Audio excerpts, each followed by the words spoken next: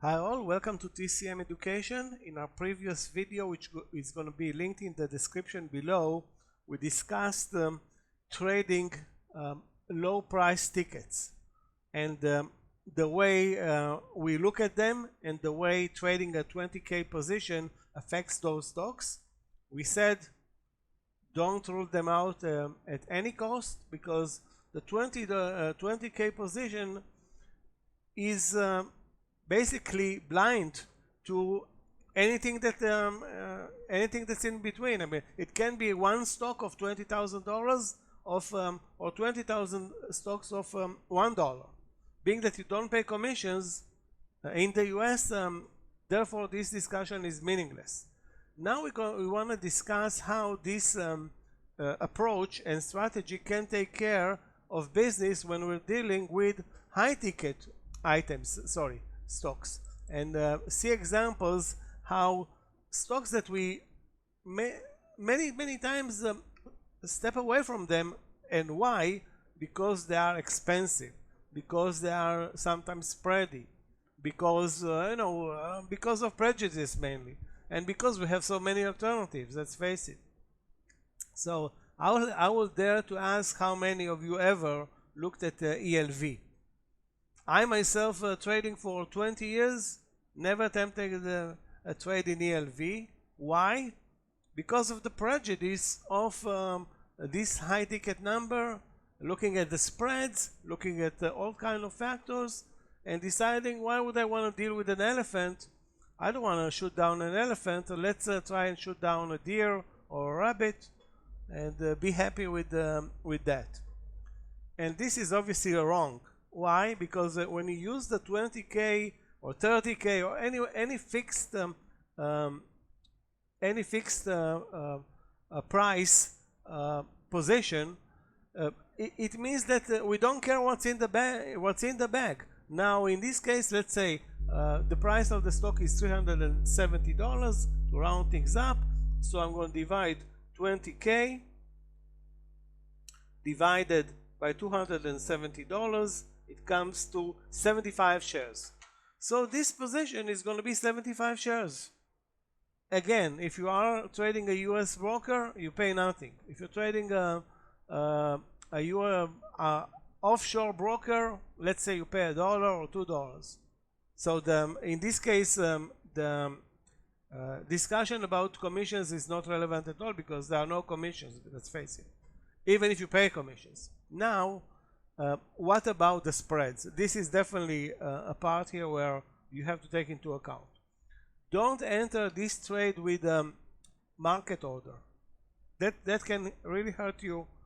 I don't know if it's going to hurt you by 50 cents or $1, depends on the spreads, but you can enter with a limit order. I mean, the quantity is meaningless. Keep in mind, we're looking here at stocks that are trading millions.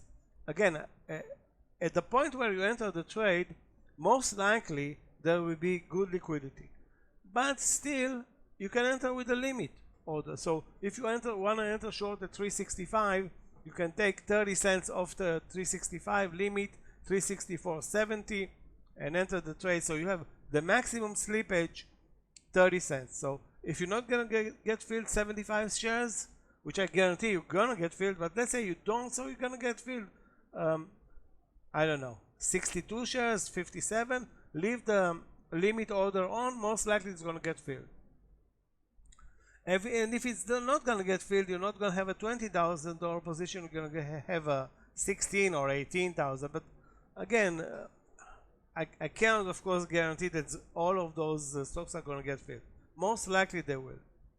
Again, it depends on the timing, the liquidity per entry. Keep in mind, we're trading on this list only stocks that trade 3 million shares and more per day.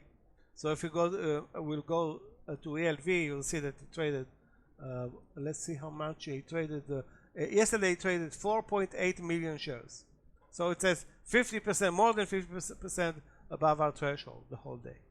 So again, the concept is and stays the same. You enter the trade, you want to wait until the end of the trading day, that's fine. If you don't want to do anything that you want, the strategy tells you, hey, wait until the end. Now, I don't know how many examples I already showed today in the previous video, like 3 or 4. 50% or more of them close at the lows of the day. And this is the case here again.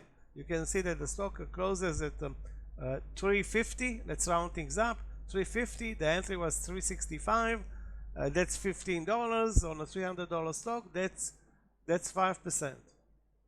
5% on a $20,000 position. You know already. That's already our daily 4-digit target in one trade. Here, this one worth only 75 shares. Sorry, not worth 20K, but the position is only 75K. Why is this a good trade? Again, because it shows us the 1% risk based on the chart. We're picking up the worst of the worst yesterday, which is the healthcare sector.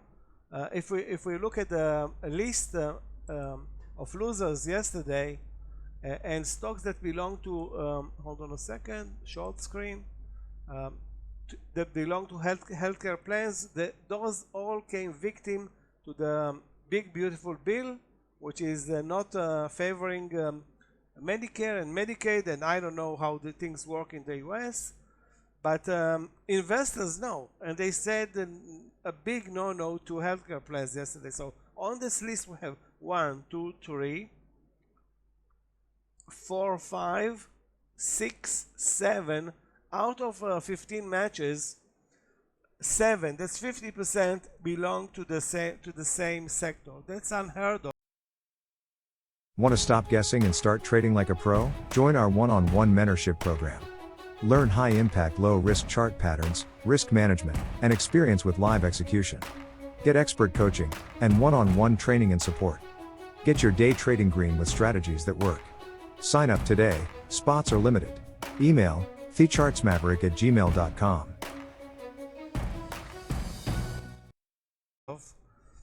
And well, actually maybe it's not unheard of, but it doesn't matter. It shows that investors totally rejected the BBB in terms of healthcare plans. So one stock dropped 40%, another you can see here ELV dropped only 11%, MOH dropped 21%, United Health 6%, and so forth. Now let's take a look. We saw one example. Let's go to the biggest company in the sector. That's United Health, and see what happened there.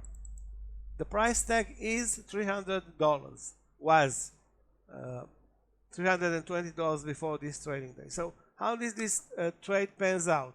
So the stock gaps down and starts trading in a kind of an ugly manner. You can see this price section here. It's up, it's down. So the price action is making lower highs and lower lows, but in a kind of, I would say, a weird manner. Then it breaks up to the VWAP area, and here you have a small consolidation. If you see this consolidation and you believe in trading the VWAP surroundings, that's a $1 risk on a $300 stock. A $300 stock, $1 risk is not 1%, it's 1/3 of 1%. So basically, on paper, in order to risk $200, you're not going to take here in this case. Let's divide. It's like 80 shares. Let's do the right math. 20,000 divided by 320 equal 62 shares. You can take 3 times that much, 180 shares, but we stick to the plan and say only $20,000 per position. We don't increase it to 40 or 60,000. And I will rule this trade out also, because how much time you have here to make the decision? Very little. So this is a no trade. Okay, let's move on. So now the stock continues lower, and then better things happen. You can see then it sits under 314. Let me point this entry out here, 314 and at 313, and the stock breaks 313, comes back up and breaks down again. So anywhere you look at it, either if you enter here early or late, or late, meaning after 2:30, the stock drops from 313 and closes at 307. That's $6. That's 2%. Okay, so again, I'm just making a point here that, and this is 2% on a dollar risk, which is 1/3 of 1%. So the risk reward here is not 2-to-1, is 6-to-1. But again, we're not going to discuss that and how good this trade is or it isn't. We're just going to discuss on the end result. So this trade alone yields 2%. That's $400 on a $20,000 position. And again, we're not going to trade one trade per day. We can trade 5 trades per day, sometimes 3 in the morning, 1 in the afternoon, 2 in the evening. Many trades will stop out. There were going to be losses. We've seen losses already in these videos. And again, let's say that for every trade there is a loss. Okay? Still, the risk reward is amazing. And I'm not talking about 10-to-1 trades. This is a 6-to-1 risk reward. But I'm talking about real. Once per day, 1 to 5. Or if you have a 1 to 5, meaning a 1 grade trade, meaning 5% in one trade, most likely, I mean, unless you lose 5 in a row, 6 in a row, whatever, your trading day is going to be green, and sometimes very, very, very green. Okay. One more example from yesterday, which was a bad day for healthcare companies, but a great day for shorting them. Let's take a look actually at another example. I think this one is probably, as always, the best. Let's take a look at CRCL yesterday. We traded this stock so many times, or analyzed it. Not traded, analyzed it so many times.